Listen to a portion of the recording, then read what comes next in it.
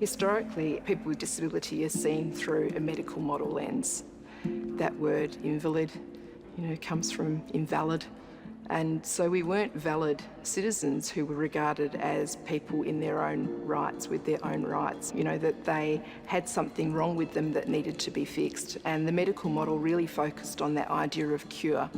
If people were able to be fixed, fixing them, and if they weren't able to be fixed, then we're housing them, and sometimes forever.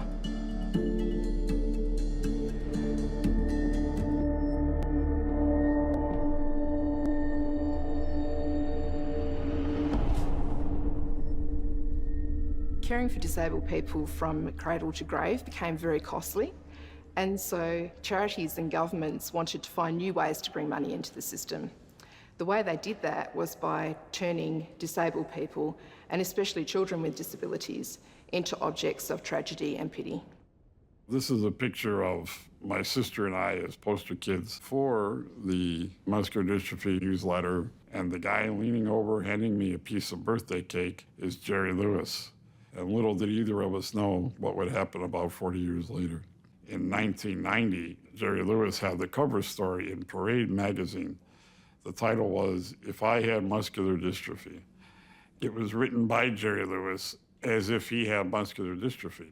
He said things like, I would be half of a person.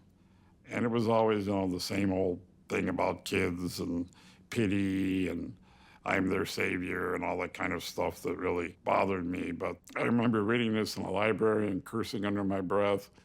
Somebody's got to do something.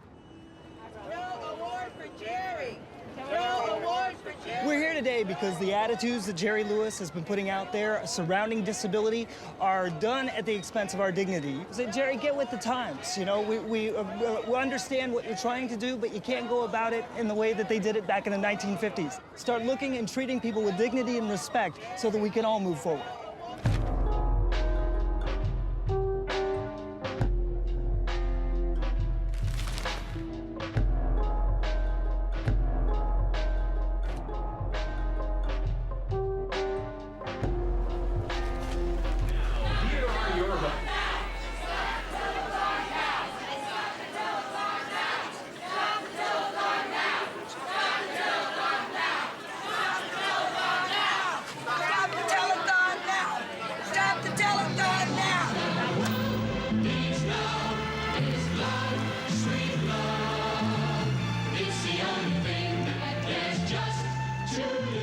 The Urella telethon was a way that, that Urella actually raised money. It wasn't quite as bad as the Jerry Lewis telethon where he used to cry all over people.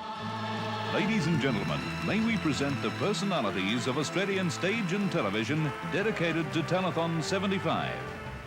But it still pretty much did the whole pulling of the heartstrings and to give money to poor, particularly children with disabilities.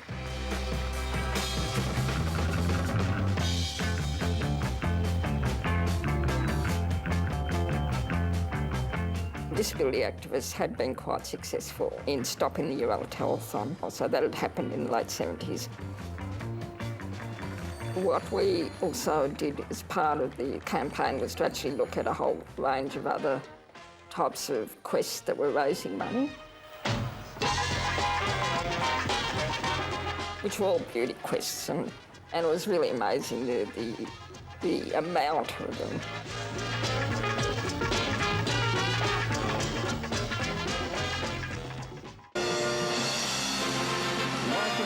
Welcome to the crowning of Miss Australia 1984.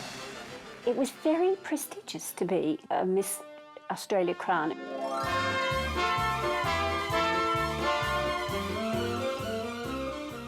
was sort of a passport to a career in public relations, to a high-profile marriage, to kind of wealth and social status. Ladies and gentlemen, your host for this evening, Barry Crocker.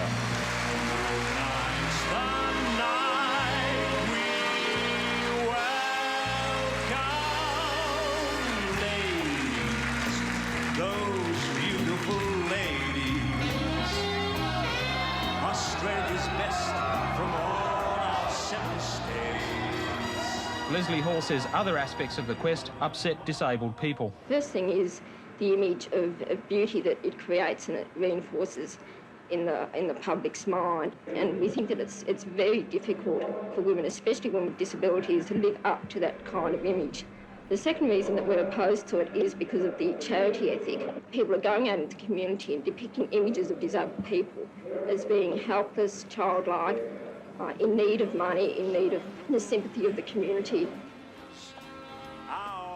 So here was this big, high-profile pageant that got front-page publicity, and everybody wanted a slice of the action, except the people that this money was being raised for were not invited to the banquet. Comes you.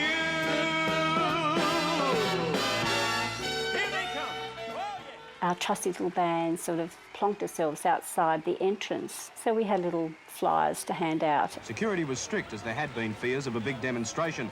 A great big bus from the Spastic Centre pulled up, and out spilled all these glamorously bedecked socialites. And tried to hand out pamphlets, you know, kind of pushing us away. You know, we were, oh, you're a disgrace, you ungrateful group of people. And they were outraged that we should be questioning their motives in attending this function. For they may not be the biggest, and they may not be the fastest, and they may not be the best, but they are one thing better than anyone else. They are themselves. And with this understanding, it is with great pride that I look forward to representing the cerebral palsied children and adults of this country during my reign as Miss Australia. Thank you. Certainly not until the 80s and probably the late 80s were there even any people with cerebral palsy who were even on the board.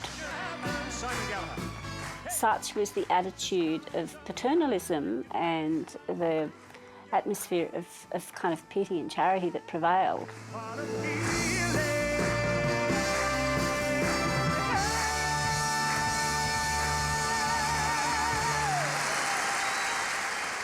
There were lots of ways that Miss Australia really tapped into people's desire to donate and to help people. And they had these little plastic, I think they were Annie dolls, and they were kind of, you know, so high, and it was a girl wearing calipers with an absolutely forlorn expression on her face with a little box out in front of her that said, help. It's not just a question of money, it's a question of dignity, the dignity of the people involved. And if there is some protest by the spastic people, it seems as though the organisers have to re-examine what they're on about. Is this dignity being preserved? And if it's not, then the money raised is still just perpetuating a situation in the community where there's no real understanding. Choices and rights.